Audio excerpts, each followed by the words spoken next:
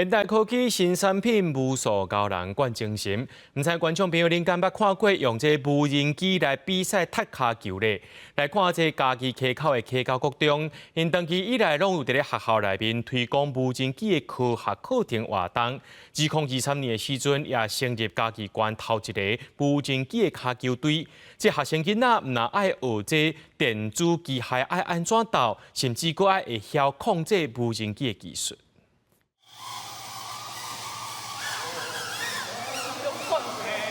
甲球型的无人机当做球，控制伊冲过去对手的球门。一个人负责得分，另外2个人负责守门。这是无人机的脚球比赛，虽然甲真正的脚球比赛差真多，不过比赛同款刺激，而且嘛需要真好的技术。后壁这就是讲，这是从为去年开始上新的叫做脚球无人机啦吼。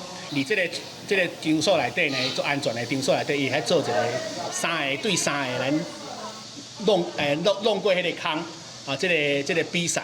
家己县溪口国中为2020年开始推广无人机的科学课程活动，伫2023年成立家己县第一个无人机的脚球队。参加的学生讲，无人机脚球虽然好耍，但是爱学的物件嘛真多。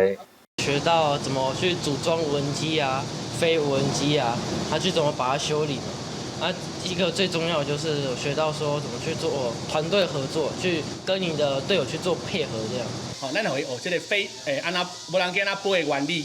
啊，搁一款电池啊，搁爱迄个焊接，这种足侪电机的相关的知识，伊就会使用这个过程内底，咱来教伊会实际来去做，甲这个无人机甲修理好的过程，拢会使教足侪科技的基本的迄个原理内底。学校表示，家己县是发展无人机科技上主要的县市，学校配合未来产业的需求，先培养学生，因为 AI 定时甲无人机的设备拢会当哪算哪学。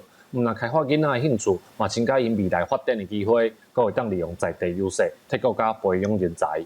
记者林慧婷，家己报道。